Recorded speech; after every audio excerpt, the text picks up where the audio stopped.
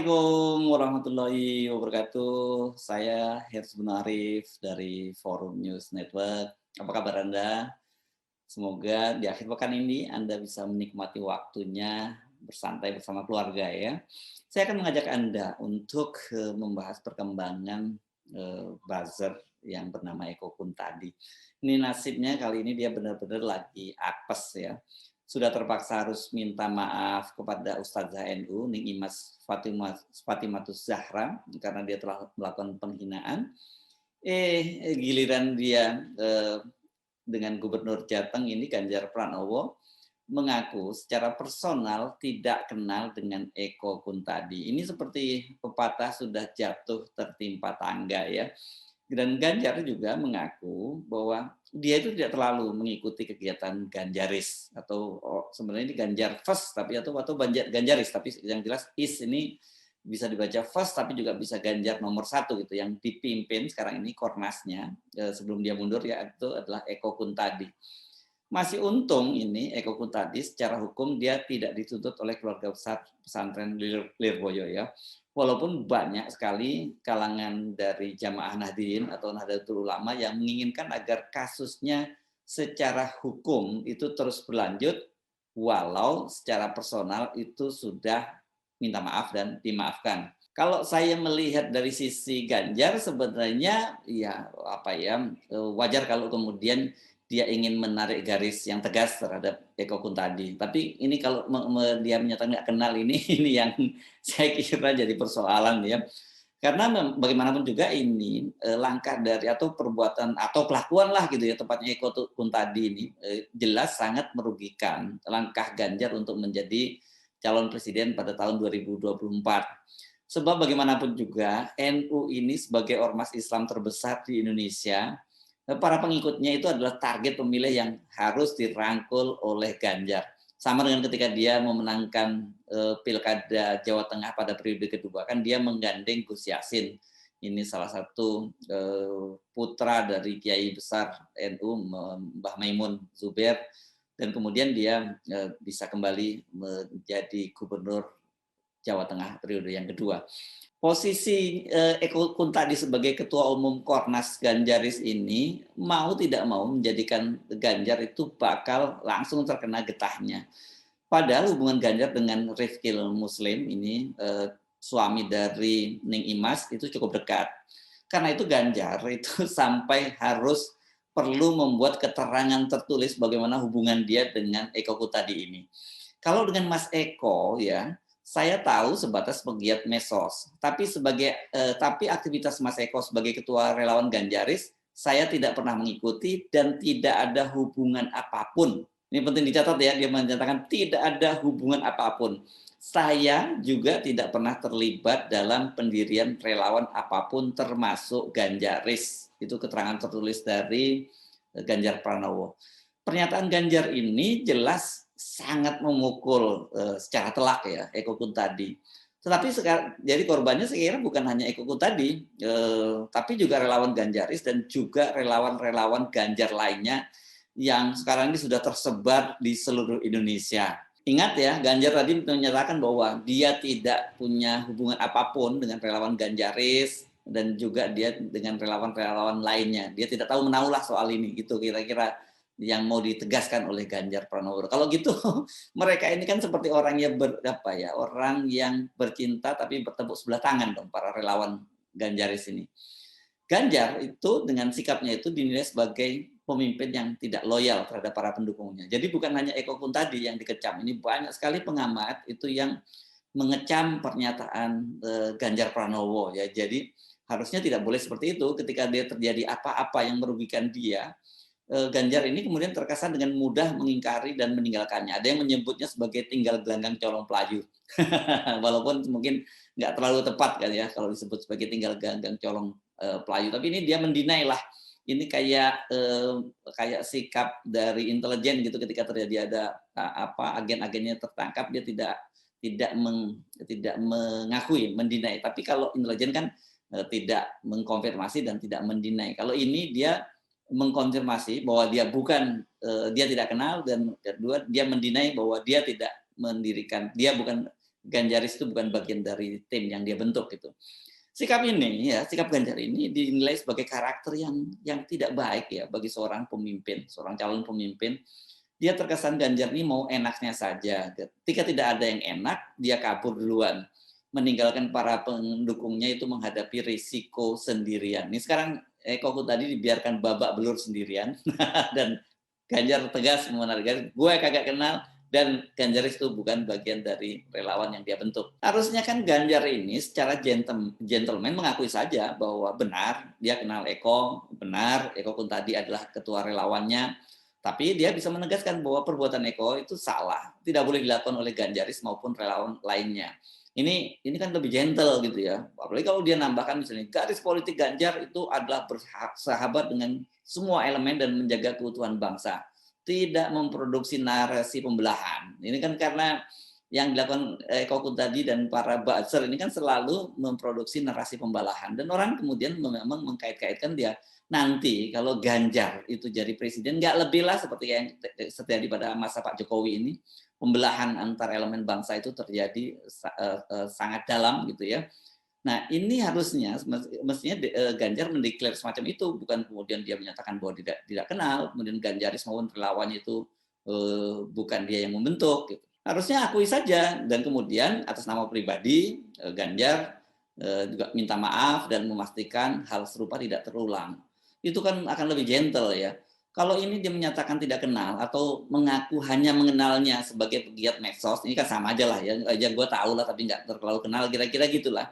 Ini kan apa ya kesannya tidak gentle, sekaligus tidak nggak membangun kohesi dan solidaritas di kalangan para pendukungnya. Padahal ini penting ya. Dia para relawannya harus merasa diayomi oleh Ganjar. Kalau sekarang ini saya kira relawan-relawan lain udah mulai mikir-mikir nih, kalau gua all out atau suatu saat gua kemudian offset, ya Ganjar akan dengan mudah meninggalkan mereka, tidak mengakuinya, lebih konyol lagi ya. Nah lebih konyol lagi pernyataan Ganjar ini yang mengaku tidak kenal Eko Kuntadi itu kenapa? Karena belakangan ini beredar luas video Ganjar Pranowo itu sedang berbincang dalam talk show bertiga bersama Eko Kuntadi dan buzzer yang lainnya yakni Denny Siregar. Setelah saya googling ternyata ini video ini ternyata diambil dari tayangan di Cokro TV pada tanggal 5 Desember 2019. Ini memang Cokro TV ini kan tempat mangkalnya para loyalis Jokower yang sekarang menjadi Ganjaris itu tadi. Bagaimana respon dari Eko Kuntadi ketika dia mendengar pernyataan bahwa Ganjar Pranowo tidak kenal dia gitu, atau ya kenal sebagai tahu lah, bukan kenal, tahu saja gitu.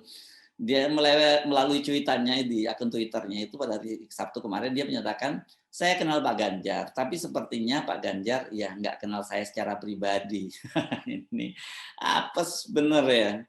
Sebagai buzzer pendukung pemerintah yang sangat terkenal dan kemudian menjadi ketua umum Kornas Ganjaris, menurut saya agak aneh ya kalau Pak Ganjar mengaku tidak kenal itu.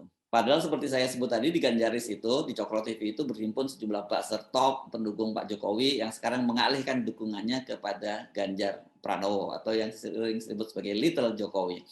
Nah ketika langkahnya dianggap merugikan, itu kelihatannya Ganjar ini tipikal orang yang paling aman mengakui tidak mengakui, tidak kenal. Kasus penghinaan yang dilakukan oleh Eko Kuntadi terhadap Ning Imas Fatimatuz Zahra ini memang sangat keterlaluan ya. Selain menggunakan kalimat yang sangat kasar, dia juga dinilai telah menghina ajaran Islam dan khususnya Al-Quran. Eko Kuntadi saat itu kan mengomentari video Ning Imas yang sedang menyampaikan tafsir surat Al-Imran ayat 14. Dan ini rujukannya adalah pada tafsir Ibnu Katsir. Dalam video yang diunggah di channel NU Online itu, saat itu Ning Imas menjelaskan soal imbalan atau pahala bagi pria dan wanita yang soleh dan solehah kelak di surga. Saya mungkin bacakan saja transkripnya ya sedikit ya. Jadi sebetulnya orientasi kenikmatan tertinggi bagi laki-laki itu adalah perempuan. Makanya hadiahnya diganti surga nanti adalah bidadari. Tapi kalau perempuan tidak, perempuan di surga nanti kenikmatannya tertinggi bukan laki-laki. Makanya tidak ada bidadara, tidak ada. Perhiasan, perempuan itu menyukai perhiasan, hal-hal yang indah karena dia sendiri perhiasan dan dia menyukai perhiasan. Di surga nanti perempuan yang diiming-imingi diberikan perhiasan yang luar biasa dan tidak bisa ditasawurkan keindahannya di dunia ini. Hanya bisa diketahui nanti di surga. Karena hal tersebut memang sudah diciptaannya demikian. Laki-laki orientasinya tertinggi adalah perempuan, hanya karena perempuan, kemudian laki-laki bisa menghilangkan cara kata dia gitu. Ini kan sebenarnya ini adalah tamsil ya saya kira pada waktu itu. Kita kalau disampaikan keindahan tentang surga yang dideskripsikan dengan real gitu mungkin sampai sekarang kan kita nggak sampai. Benar juga kalau laki-laki orientasi perempuan ya sudah diomongkan saja bidadari, perempuan ya perhiasan. Ini kan tamsil. Jadi kalau kemudian yang orang yang tidak punya keahlian di bidang itu kemudian ikut campur, ini kan jadi persoalan ya. Potongan video itulah yang dikomentari oleh Eko Kun tadi. Jadi dia tweet begini, jadi bidadari itu bukan perempuan. Tolol tingkat kadal, hidup kok cuma mimpi. Mohon maaf ini saya kutip kalimatnya, walaupun ini sebenarnya nggak pantas. Ini selangkangan dia men-tweet begitu pada tanggal 13 September lalu. Kalimat kasar itu saya kira tidak perlu kita tafsirkan lebih jauh ya. Selain menggunakan kosakata yang tidak senonoh, dia juga menggunakan kosakata kadal, sebuah kosakata yang selama ini selalu disematkan pada umat Islam yang bersikap oposisi kepada pemerintah. Ya kan ini kadal gurun atau kadrun. Ah ini mereka dengan mudah setiap saat menyebut soal ini. Cuitan itu kemudian mengundang kemarahan yang sangat luas di kalangan warga Nahdliyin. Pengurus cabang, pengurus Banser Ansor, dan tokoh perorangan NU itu menyatakan kemarahannya. Suami dari Ning Imas, Gus Rifkil Muslim, dalam cuitannya meminta klarifikasi Eko Kuntadi dan mengajaknya bertemu. Menyadari hal itu, ini dia sadar rupanya wah ini urusan dengan NU, ini nggak berani main, nggak main-main. Kalau dengan kelompok-kelompok Islam yang lain dia merasa aman saja karena dia pasti ketika dilaporkan dia tidak akan diproses. Tapi urusannya kali ini dengan NU, dia tahulah kekuatan besar dari NU gitu dan juga bagaimana ini dampaknya kalau dia tidak segera minta maaf. Dan akhirnya Eko tadi segera menghapus cuitannya. Dia pun kemudian mengundurkan diri dari Ganjaris. Ini tidak tahu saya pengunduran diri ini adalah kesadaran atau karena dia didesak karena jangan sampai dia merugikan Ganjar gitu ya. Dan kemudian Eko Kuntadi ini datang ke pesantren Lirboyo. Dia ditemani oleh oleh tokoh ya jaringan Islam liberal Guntur Romli. Eko Kuntadi diterima oleh Gus Rifkil bersama dengan istrinya Ning Imas dan dalam pertemuan itu Eko menyampaikan permintaan maaf dan juga di permintaan maafnya diterima dan tidak akan dibawa ke ranah hukum. Walaupun sudah dimaafkan, namun netizen itu lebih menyoroti ekspresi wajah Ning Imas. Coba ini perhatikan foto ini ya. Kalau Anda sendiri mengamati foto ini, menurut Anda apa ini? Ini kelihatan sekali bahwa dia masih menyimpan kegusaran. Dan itu sebenarnya juga terucap dari cuitannya yang dia menyatakan minta maafnya jangan ke saya. Ke Imam Ibnu Katsir dan ke umat se-Indonesia yang sakit hati agamanya dihina-hina. Itu tweet Ning Imas di akun Twitternya. Ibnu Katsir ini ya kalau Anda belajar secara tekun agama Islam terutama tafsir, ini adalah ulama besar yang sangat dihormati ya, kelahiran di Basrah Suriah ya. Dia hidup pada abad ke-13 dan salah satu karyanya yakni tafsir Al-Qur'an itu menjadi rujukan umat Islam sedunia. Dikenal sebagai tafsir Ibnu Katsir. Nah, Ning Imas benar, bukan hanya dia secara pribadi yang tersakiti. Ucapan Eko Kuntadi ini kan menghina keilmuan Ibnu Katsir sekaligus juga Islam. Eko telah menghina Al-Quran. Ini karena ini adalah teks dalam Al-Quran, jadi kitab suci umat Islam. Walau sementara ini kasusnya tidak berlanjut ke jalur hukum, tetapi saya kira ini ya Eko setidaknya itu kalau dia tidak keras kepala, dia dapat pelajaran penting loh harusnya ya. Dalam politik itu ya tidak ada yang abadi kecuali kepentingan. Ketika kepentingannya sudah tidak ada lagi atau bahkan merugikan kepentingan orang yang dibelanya, maka dia akan ditinggalkan. Karena itu jangan salahkan, jangan marah kalau kemudian Ganjar mengaku tidak kenal. Nanti biarkan saja netizen dan publik yang menilai benarkah pengakuan dari Ganjar itu. Jadi semua digital itu, tindakan ada di digital itu memang meninggalkan meninggalkan jejaknya. Cuitan Anda walaupun dihapus, itu tentang Ning Imas itu sudah di-screenshot di mana-mana dan tetap menyebar dan tetap hidup sampai kapanpun juga. Pernyataan, Pak Ganjar yang tidak mengenal Anda, itu juga netizen juga menilainya sendiri. Karena tadi kan ada video, Pak Ganjar bersama Anda dengan Denny Siregar gitu ya. Saya tidak tahu apa yang terjadi nanti kalau sekali waktu nanti, Denny Siregar ini buzzer juga yang juga Ganjaris ini membuat blunder. Apakah Pak Ganjar juga akan melakukan yang langkah dan bersikap sama seperti yang dia tunjukkan pada Eko Kun tadi.